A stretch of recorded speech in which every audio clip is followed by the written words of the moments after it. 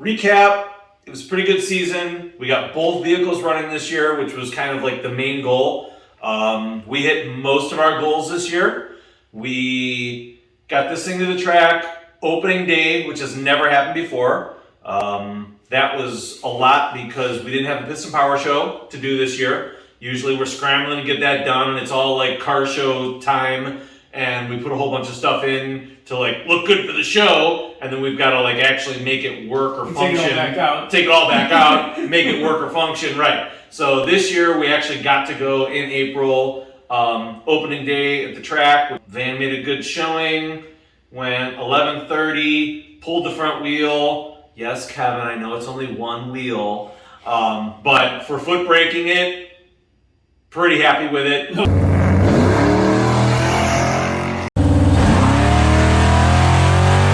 I think after that, the next thing we did was the rewind, because that was in May. Did the rewind race at 42. It was the first time out with the nitrous, and I didn't even turn it on for the first run, but second run, close. So close. We had everything there. One button. Second run, I did use the nitrous, but we were still fighting with the stupid fan belt in this thing. And the fuel pressure. Fan belt was a bigger thing because by the time I got him for that race, I had like 9 volts. And what do you do when you have 9 volts? You absolutely hit the nitrous for, a 23 amp draw. So, and the headlights go down. And the headlights go down. The shift light gets all pissed off, flashes at you.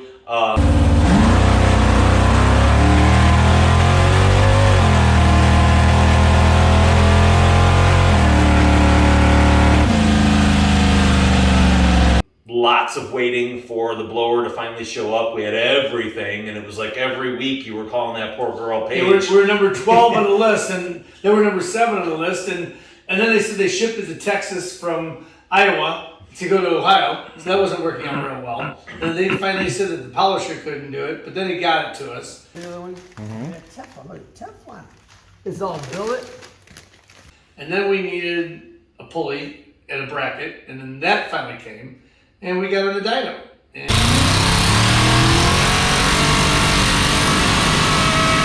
And then we decided, since the car was apart, I have own converters and have him build us a converter, which he ends up making us this 5,000 stall converter, which we thought, oh my gosh, what do we do with that? We used to have like a 4,000, but seems to work quite well.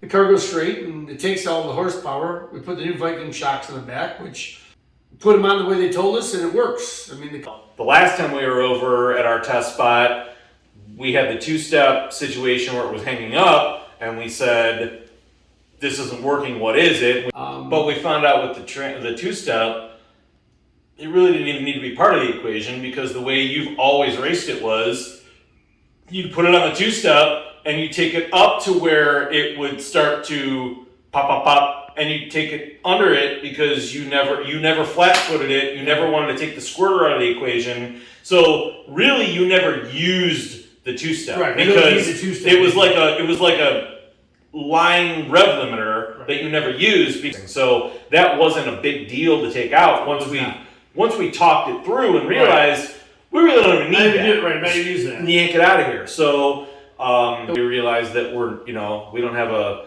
Honda Civic or a rotary motor, and we think it's really cool to do a 2-step as you're driving.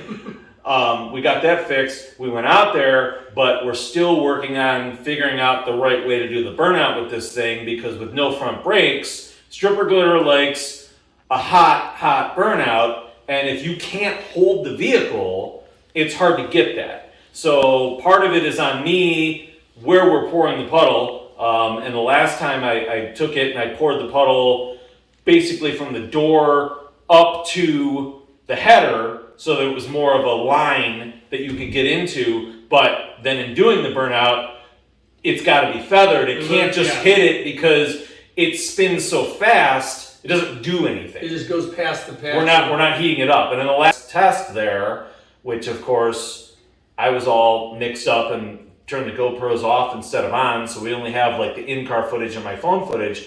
But there were the stringy lines from the tire to the pavement, so we got that part kind of figured out. Lower the wheelie bars, 2.5 inches. Yeah, because the wheelie bars, we were afraid when we went out to one no prep, the car started coming back up about 100 foot out, so we didn't want that to happen, to get out of control too fast. So we lowered them, and yet we can still pick them up 7 inches, so that won't be an issue hitting them too hard. Right. So the wheelie bars used to be solid, and that was when you blew the head gasket at 42, it dead hooked that night, and it just hit it, unloaded the tires, your helmet stuck to a screw in the headliner, and it was just all kinds of bad. It was ugly. So you and Hans came up with, you added the springs, We had the springs. and the gussets. And what we did, we cut these and made these so that they actually move. So this used to be a solid thing, which would only allow you to get an 8-inch wheel stand. Now, if Wayne picks them up, it'll go like 7-8 inches up without overhooking. So now we have a lot of action here. We have the action right here. So that all works in a fulcrum to be able to utilize this. So we think we really did a heck of a wheelie bar setup. I mean, situation. And for years and years and years, I mean, everything was wrong, but it all kind of worked together right. And actually, the only thing that saved it was the big tires, because the tires were pretty much the whole rear suspension of this vehicle for a long time. Because the shocks, as we found out, and I posted another video, were old front shocks. The springs were absolutely nothing. And the wheelie bars were solid. So basically, as soon as this thing came under power, everything was solid. The only give there was in the back wheels, the back tires. And I'd run 4.5 pounds pressure on these back tires at that time, just because that would wrinkle out and absorb the hit. Right. So thank God for big tires, but now we're learning and getting a little bit better. Needs a little bit more testing. Needs a lot more seat time. Just in learning it again. It's been a long time since you were like actually legit racing it all the time. That thing, I'm very comfortable with my seat time in it. I'm very comfortable with knowing how to drive it. It hates mufflers. It just hates them. So we tried to put the more flow through mufflers on it. It just didn't work. So this thing's just getting 4-inch straight pipe exhaust. That's going to be the same.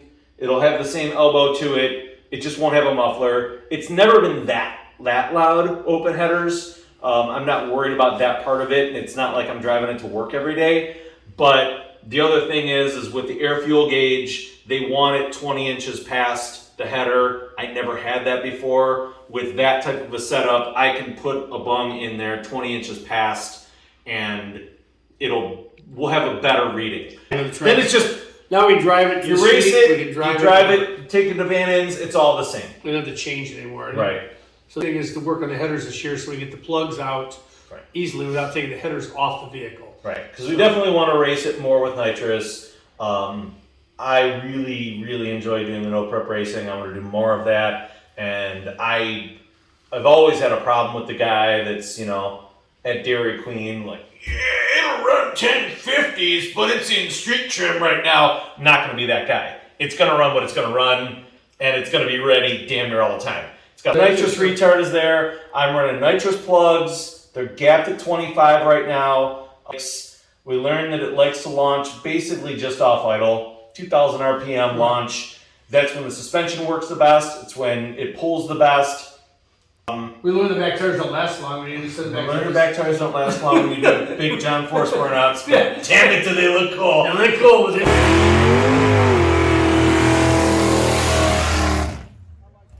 And I really like those professional photos. So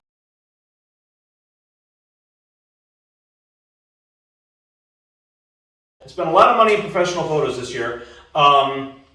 And if anybody has any from the Magnolia No Prep Mania, when we raced together, please get in contact with me.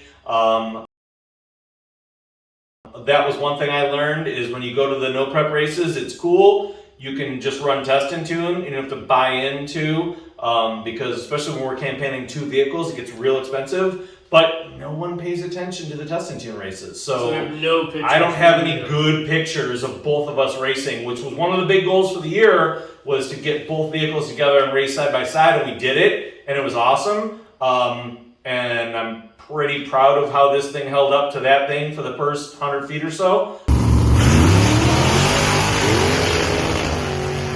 I don't care if you had to pedal it. It was there. But yeah, right. Yeah, exactly. Doesn't matter. Right. Well, in the end, you drove through the grass because you couldn't see the exit. Yeah, but that was one of the big goals, was having both of them running, driving, and that's why we're going to end the season now. It's mid-October, but both of them run and drive. We drove this thing on the street the other day. We went over to Ben's house to help him out with his van a little bit.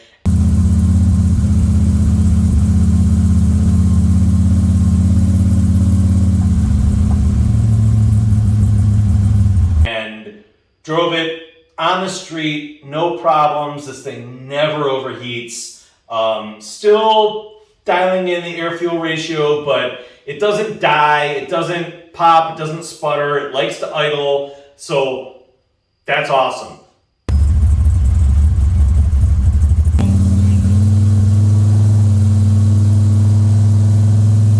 That's why I said, I'm like, we're taking the van over to Ben's today. I'm sick of this bullshit.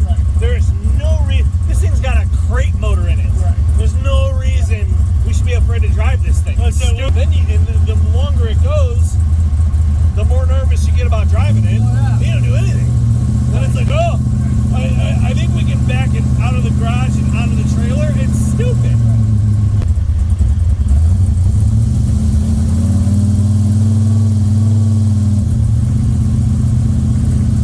We tapped this thing back out over the weekend, same day, to learn that, you know, it does work. That was just a 2-step problem.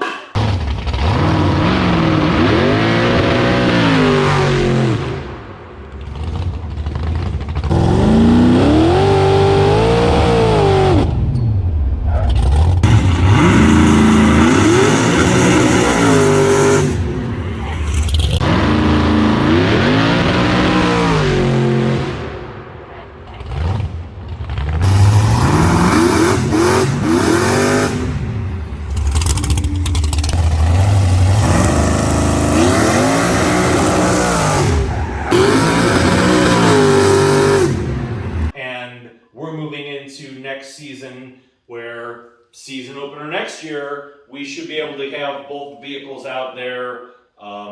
We keep adding more tachometers. Eventually, we'll have one that we like. Yeah. So yeah, we learned this year.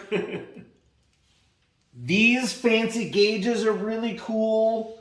My fancy gauges are really cool. But when we want to know what the hell we're doing, we just keep putting analog gauges back in because it looks awesome. Doesn't tell us anything we need to know, except for temperature. So this is a very, very expensive temperature gauge. That's where we are for this year.